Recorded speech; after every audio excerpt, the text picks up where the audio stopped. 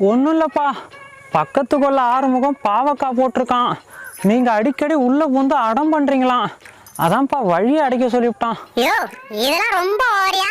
நாங்க என்ன 10 கிலோ பாவக்காய் பறிச்சுட்டு போயா சந்தையில விற்க போறோம்?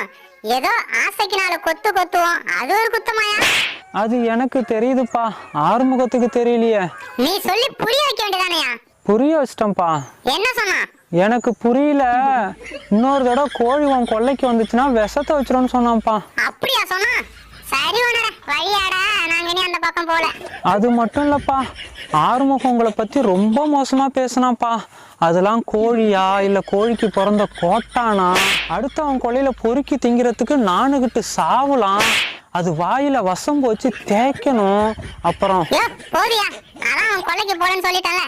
சரிப்பா, இது மட்டும் இல்ல, அவன் வேற ஒன்னையும் கேட்டான்ப்பா. இதெல்லாம் அரிசியை தான் திங்கிறா இல்ல வேற எதையாவது திங்கிறான்னு கேட்க